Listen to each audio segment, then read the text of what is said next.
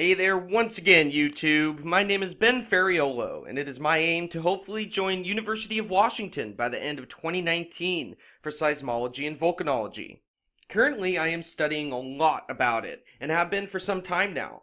Now, if you like my videos, please like, share, subscribe, and don't forget to visit my website. I usually do a blog post first, then put out a video about the blog post or posts in question. So go to https://monitorsize.weebly.com. Remember, there is no www in the URL address. The website is still under development, but already has a huge amount of information, including the basics on how to read online seismograms, how to download seismic data and analyze it, which personally I now do instead of just relying on the online seismograms, reported earthquake statistics for multiple areas, seismic image archives for 4 select volcanoes: Long Valley, Lassen Peak, Mount Rainier, and Newberry Caldera, different types of seismic event examples, and much more. So today we will be talking about 2 volcanoes, Mount Hood in Oregon and Mount Rainier in Washington State.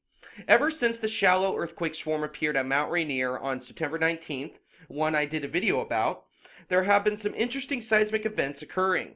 Also, on September 24th, 2018 at 22:01 UTC, which prior to daylight savings time ending would be 3:01 p.m. Pacific time, a strange earthquake appeared. It was a magnitude 1.9 earthquake at 5.3 kilometers in depth, 15 miles west of Mount Hood's summit. Now that itself is nothing major, but it was the type of earthquake that raised some eyebrows. You'll see in just a second. I'll first start with the event at Mount Hood and then talk about the events occurring at Mount Rainier. Remember, if you want data or information quicker than watching my videos I upload, check back daily to multiple pages on my website, especially the Seismo blog. There will be new posts every now and then, and probably just as often as my YouTube channel. I am surprised, however, at the low traffic on my website, but the substantially higher traffic on my YouTube videos. I must say that someday I am going to stop using YouTube and just start doing blog posts more often. That will be a while from now, but making videos takes twice as long as doing a blog post, so I do prefer using my website over doing a YouTube video. So let's start with the magnitude 1.9 earthquake that occurred at Mount Hood. Here we are at the Seismo blog on my website, and I clicked on this one right here. Low frequency event occurs at Mount Hood. Wow. Yes, you saw that right. Now, this is a picture of Mount Hood. Things are usually quiet near Oregon's version of Mount Rainier, Mount Hood. However, today, September 24, 2018, something seems to have changed. A low-frequency earthquake appeared at Mount Hood. Yes, you saw that correctly. A low-frequency earthquake, possibly indicative of being involved with magma or magmatically derived volcanic gas, has occurred just 15 miles west of Mount Hood's summit. This is not something that is questionable, guys. This really was a low-frequency event. So, what does this mean? Well, this seems to have been an isolated incident so far, and seismicity remains at very low levels. But if swarms start to break out, it is probably a good idea to stay away and monitor the area. I'm not saying an eruption is coming, guys, just that this was definitely not glacier or tectonic activity, and extremely likely to be involved with magma in some way due to the characteristics of the event, which you'll see in just a second. Could this be a sign that something is changing, or is all as it should be? Of course, low-frequency events do occur from time to time at volcanoes worldwide, many times without eruptions occurring or being in danger of occurring, but it is always a good idea to pay attention to anything caused by magma. As you can see right here, in the image directly above, you can see the location of the earthquake, marked by a red star, and the locations of the 2 seismic stations I retrieved data for, TIM and VLL. And here's Mount Hood, and here's where the earthquake occurred, just due west, about 15 miles from the summit. Here's the event information, taken directly from USGS. Nobody has felt it at all. On September 24, 2018 at 22:01 UTC, 3:01 p.m. Pacific time, a magnitude 1.9 earthquake struck at 5.3 kilometers in depth just west of Mount Hood. Now, the earthquake did not occur under the stratovolcano itself, but just beyond its base to the west. I thought this was just a normal tectonic earthquake, until I decided to download the data and review it for myself. First, I would like to show the frequency spectral analysis of this event from 2 stations at Mount Hood, TIM and VLL. The following is the spectral analysis of this earthquake from two seismic stations at Mount Hood.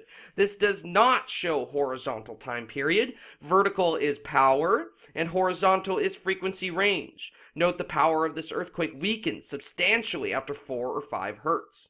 Here's 1 hertz right here. There's 2, 3, 4, 5, 6, 7, 8, 9, and 10. You can tell that, let's see, 2, 3, 4, 5. At about 4 hertz, it dips down substantially. And on VLL, the seismic station VLL, you can see it is definitely a low-frequency earthquake. You could tell there are dominant frequencies of about 1 to 4 hertz, therefore characterizing this event as a low-frequency earthquake, sometimes called long-period earthquakes. And as you can clearly see below, this event was definitely of the long-period variety. Note the length of coda, which is the end tail of an earthquake, versus amplitude and frequency. This was for sure an interesting event. Below are the seismogram spectrogram analysis images of this particular earthquake. Data provided by Iris, and I used the seismic program Swarm. Now guys, this is pretty crazy to see. This is the first one that I have legitimately discovered in my past few months of doing this stuff. Alright, here's the first seismic analysis image right here. Let's see, this 220150 right here and 220240. So this lasted almost a whole minute, guys. Almost a minute. Little less than a minute, but still, that is a long time for a 1.9 earthquake, guys. This one is taken for seismic station TIMB, which is just on the southern base of Mount Hood. Please notice the long period, low frequency characteristics indicative of magma involvement. For a magnitude 1.9, this earthquake lasted almost a minute with dominant frequencies between 1 and 4 hertz. Yeah, and it was only about 15 miles west of these seismic stations, so yes, this was definitely a low frequency long period event. And here's the last one right here. This one is taken from seismic station VLL, which is a little bit north of the northern base of Mount Hood.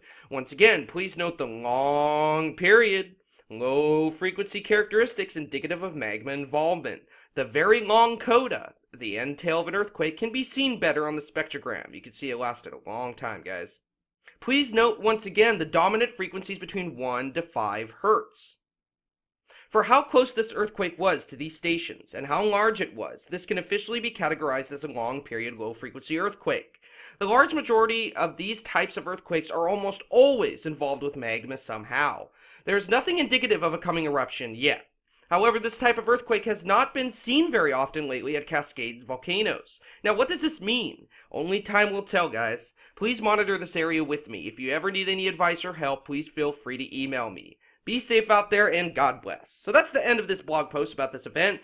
It wasn't very long, because it was just about one earthquake. But still, you can tell, guys, this was definitely a long-period, low-frequency event. Notice how spread out the waveforms are. You see that? And then you can tell right down here, look at that. That is pretty crazy, guys. Now, it is my theory this is caused by magmatically derived volcanic gas, and not just magma itself. Now, if this was a magma intrusion event, I'm pretty sure we would see multiple of these, guys, but there's only one. Just one, and that's it. So it does seem like this was an isolated incident, nothing too major, but still should be monitored because this earthquake, these types of earthquakes, can be part of normal background seismicity, but it could also be a calling card for something bigger to come. You never know. No one knows anything for sure. We'll just have to watch and wait. But as of right now, seismicity still remains low on Mount Hood. So, that was very, very intriguing. Next, let's talk about the strange events that have been occurring lately at Mount Rainier. And here we are back at Ben's blog, Ben's Seisma blog. What is going on with Mount Rainier lately? Continued. Oh, I forgot. I gotta go down here. Here's the first one right here. What is going on with Mount Rainier lately? Hey guys, some interesting stuff is happening. Nothing major, but interesting nonetheless. Ever since the small, shallow earthquake swarm occurred at Mount Rainier on September 19th, there have been some interesting seismic events occurring. They are not very large, with the largest event of September 23rd, 24th being about the size of a magnitude 1.0 earthquake or so. Please click the title of this post or read more to read more. Data wouldn't be included of the events in question. Helicorders, the chart on which seismograms reside, seismic stations RER, RCS, and OBSR will be shown as well. To start off, if you want to skip the explanation, scroll all the way down to see the actual seismogram spectrogram analysis images, which are right down here. Alright, let's start. On September 19, 2018, there was a small but fast-paced earthquake swarm at Mount Rainier within the strata cone itself. Ever since the earthquake swarm, I have noticed some peculiar waveforms. Of course, they have occurred here and there prior to the swarm, but I have noticed them a lot more lately. In my most recent blog post about Mount Rainier, I posted the video I uploaded to YouTube, so go check that out if you want to. Now, in that video about the September 19th Mount Rainier earthquake swarm, I thought I discovered a DLP, a deep long period event, which is usually connected to magma movement deep within a magma reservoir or the surrounding area. Sometimes magma can intrude horizontally, not vertically, deep below a volcano and follow fault systems and can trigger these DLPs. That's one theory that they give for the cause of some of the DLPs in the Cascade Range. From about 1980 to 2009, over 60 deep long period earthquakes were detected beneath Mount Baker, Mount Rainier, and other Cascade volcanoes. All are assumed to be connected to magma movement, and all those which were detected occurred during non-eruptive activity. At the Cascade volcanoes, not one DLP since 1980 has correlated with any volcanic eruptions. Of course, they probably occur far prior to an eruption, maybe even a type of calling card of sorts, many years before an eruption even begins to be a possibility, but have not been seen during actual eruptions in the United States. Yes, even the 1980 St. Helens eruptions. It is still unknown whether or not it was a DLP that I discovered, but recently there has been an increase in these odd events. Directly below is the seismogram spectrogram analysis image of a real, confirmed, deep long period event at Mount Rainier. I am unsure what year this occurred, but I believe it was more than a few years ago. This data was kindly provided to me by Wes Thelen of the Cascades Volcano Observatory in USGS. Here it is, a confirmed deep long period event at Mount Rainier a few years ago. This is Seismic Station RCM. DLPs can look a little different than this, and DLPs are not the only type of volcanic seismicity. Remember, depending on depth, rock characteristics, magma characteristics, and much more, there can be thousands of different types of volcanic signals at volcanoes worldwide. So, that's a DLP, guys. That's one of them. Now, some of these events that I discovered for September 23rd through the 24th, 2018, appear more like a DLP, which is related to magma movement, and other events are more emergent, meaning they increase and decrease, which would be indicative of a strong surface event, such as an avalanche or a rockfall. But the thing that I think is weird is that all of these events I'm about to show you arrived on 4 out of 5 surrounding seismograph stations, and some of them showed on all of them. Of course, they probably would if they were strong avalanches. But ever since September 23rd, 2018 at 0 UTC to about now as I'm writing this, September 24th, 2018 at 20 UTC, there have been 8 confirmed events. That is 8 events within about a 1.5 day time frame. They are not earthquakes, and some have different characteristics than others. Some appear to be surface noise, but how is it possible that 8 avalanches happened within about 1 to 2 days or so? Now guys, as I'm recording this right now, it has gone from 8 events within about a day and a half to 20 events in 3-day time period. 20 events, guys, that showed on multiple surrounding seismic stations. That's a lot if they were avalanches. Now, wouldn't we hear about it? And if not, wouldn't hikers and the webcams notice major changes occurring? I'm pretty sure someone would have said something. That is a lot of change for one mountain if this really is a bunch of avalanches and glacier movement. Below are the helicorders for RER, RCS, and OBSR. The post will continue after the helicorder images. And you can see this is the largest strange event that occurred during this time period, and you'll see it below. You can clearly see it on the helicorder. And go down, here's RCS, you can see it here as well. And RER, you can see it here as well. Now these are just the helicorders. I don't use these for analysis much at all anymore. Now at the end of this post, I will add the spectrogram seismogram analysis images of each 8 events that occurred with a simple caption for each image. I came to the conclusion that a total of 8 events occurred by cross-correlating their arrivals using the program WAVES and seismic stations FMW, LO2, RCS, RER, and OBSR. In order for me to confirm the event, it must show on at least 4 out of the 5 seismic stations. Also, a minimum of 3 seismic station arrivals may happen if data is missing from one of the seismic stations, which it did happen once. The image directly below shows the locations for the seismic stations at Mount Rainier. FMW's up here, OBSR, RCS, RCM, RER, LO2. So we've got a good array of seismographs here at Mount Rainier. Whatever is truly occurring, it is happening directly on or under Mount Rainier. Seismic stations RCS and RER picked up the arrivals of most of these events first. I am not attempting to locate the epicenters or the depths and magnitudes, but just to confirm these are true seismic events. Because if these really are avalanches or rock falls, then that must mean the mountain is shifting a lot more than what we usually see. However, since I live in Bothell, Washington, which is some distance away from Rainier, but still close enough to see it, I can tell you that it has been kinda cold lately, even up here. And for this many avalanches to occur within a day or so, wouldn't the weather have to be getting hotter? And if this is being caused by glacier movement on the summit, wouldn't that be related to heat as well? Because it is pretty cold up there right now, guys. I doubt this is related to glacier movement, but if it is, then why are the glaciers starting to shift all of a sudden, especially after that earthquake swarm? I am still extremely puzzled by these events, and they make no sense to me. I've tried to find out the conditions on the summit of Mount Rainier for the past few days, and from what I have found so far, is that there doesn't seem to have been that many avalanches or rockfalls occurring. Maybe there has, but I haven't found much. If someone has seen a rockfall or avalanche at Mount Rainier over the past few days, please let me know. Below are the seismic analysis images of each event. Could something be changing deep beneath the volcano? If these signals truly are related to Rainier's volcanic or hydrothermal system, and since some of the events are emergent, then I think it would seem that they could be occurring near the magma chamber itself. But that's just a theory. I'm probably very wrong about that. But possibly even at or beneath the magma reservoir for Rainier. But nothing is set in stone yet. Regardless of the cause, this stuff is pretty crazy.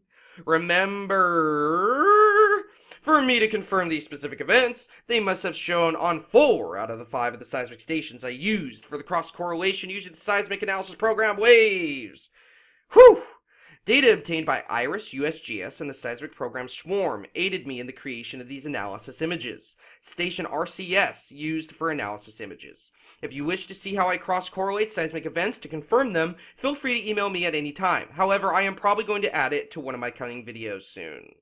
Alright, here's the first event on September 23rd, 2018. Note that frequencies barely pass 12 Hz, with dominant frequencies around 5, 3, and 2 Hz. Yeah, look at that. That looks very similar to a DLP, but the frequencies are too high. Here's the next one. Here's the second confirmed event that actually showed quite well on distant seismographs. However, characteristics seem to indicate a type of surface event. But can all these 8 events really be surface events? Because their vibrations traveled quite a distance. And guys, as of right now on the 26th, it's a lot more than just 8 events.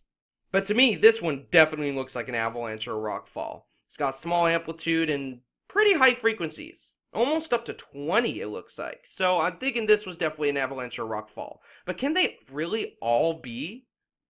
Here's the next one. Here's the second most impressive event I discovered. Note again the mid-range frequencies and emergent characteristics usually indicating surface activity like a large avalanche. But can multiple avalanches in one day be felt by seismographs miles and miles away? Is that even normal for this to be happening this much? Another peculiar event occurring on or under Mount Rainier. This one looks more like a tremor.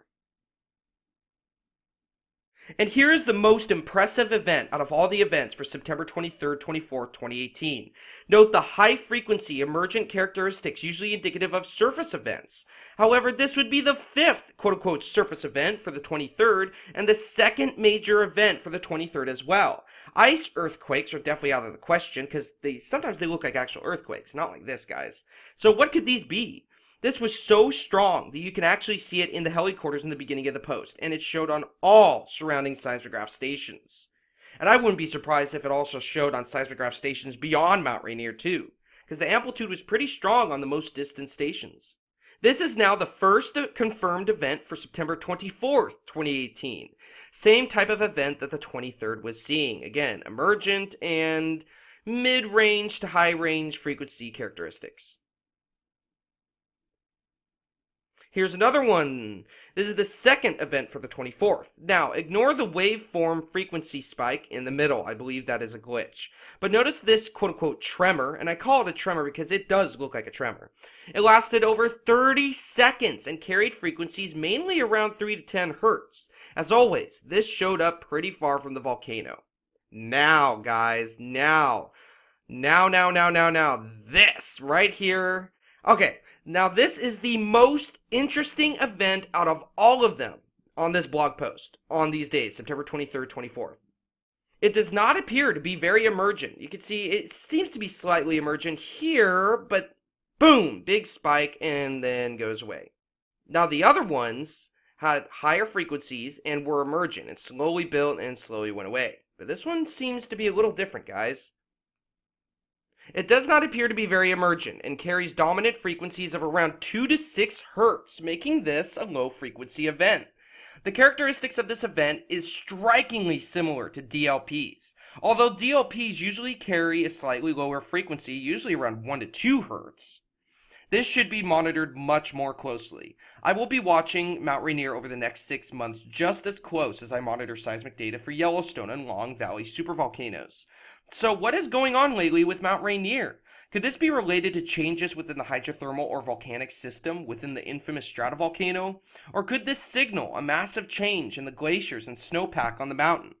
Now, both possibilities don't sound very friendly, and if you're going to go up there and hike on Mount Rainier in the next few months, just be careful. Thank you for your time and God bless.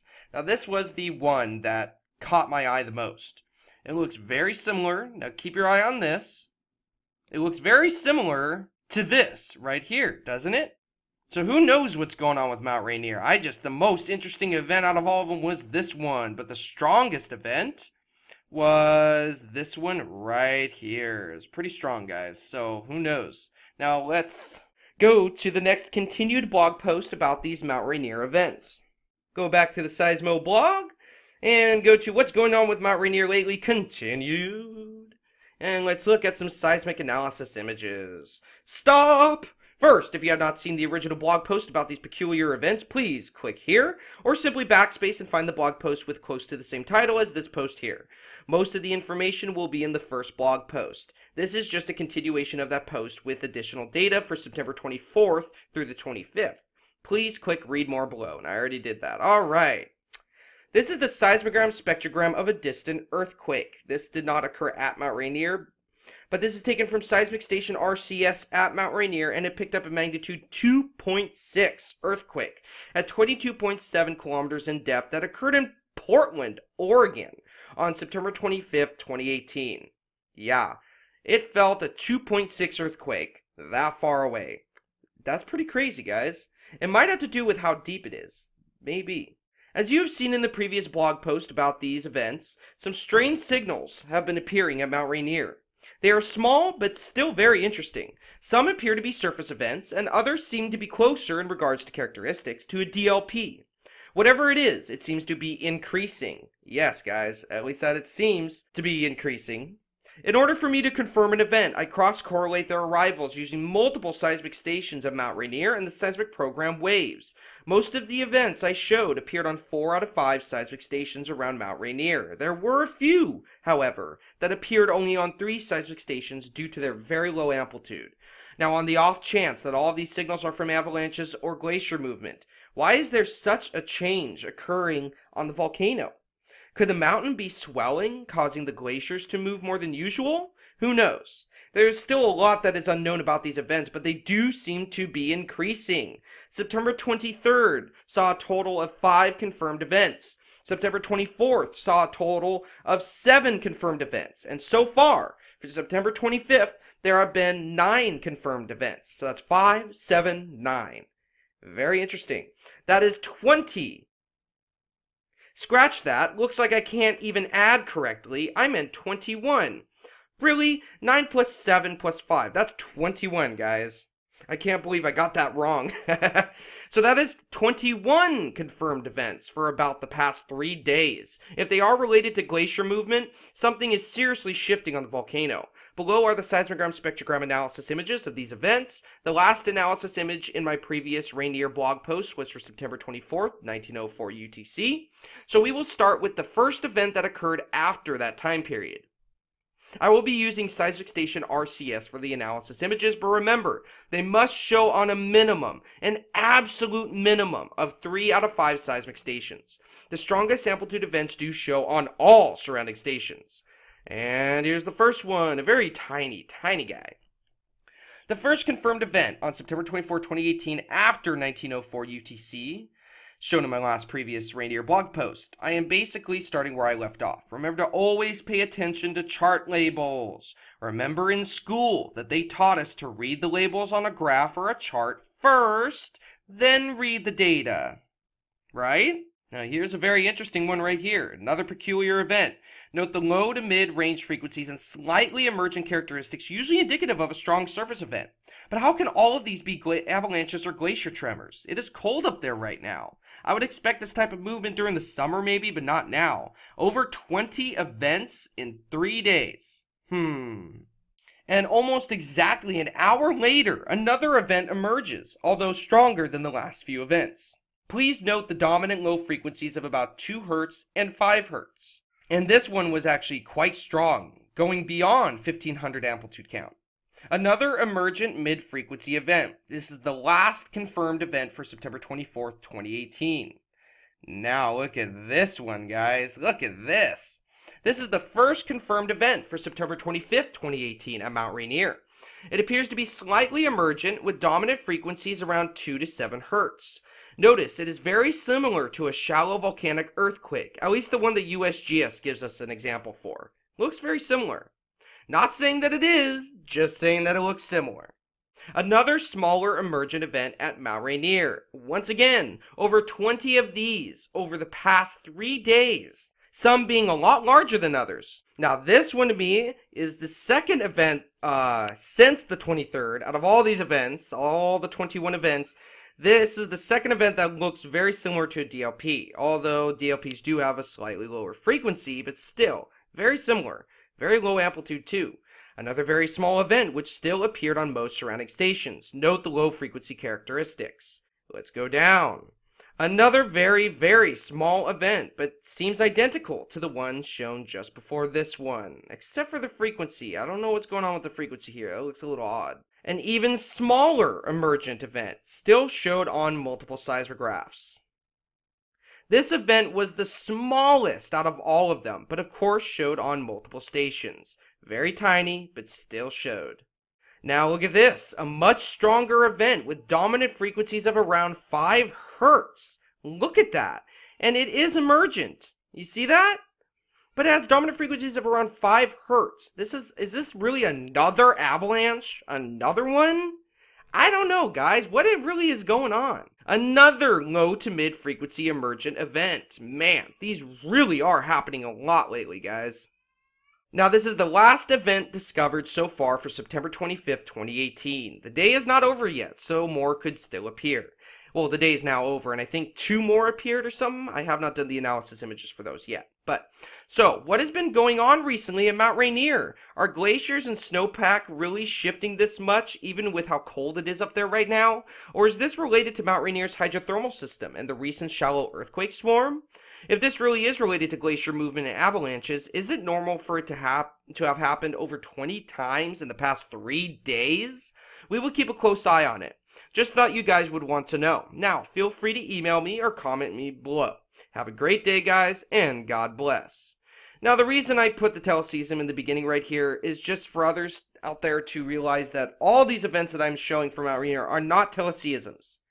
Guys, I can tell what is a teleseism. I can tell what is a distant earthquake. I can tell what's a teleseism. I can tell when something's usually tell when something's surface noise, but guys, the stuff that's going on in Mount Rainier is really stumping me. It's very odd. They all are indicative, most of them actually are indicative of surface events, like avalanches, rock falls. But then again, I question myself, like, how is it happening this much? So what do you think these signals could be, guys? They do seem indicative, some of them, of surface landslides or avalanches, but then it begs the question of how the hell is it happening so often?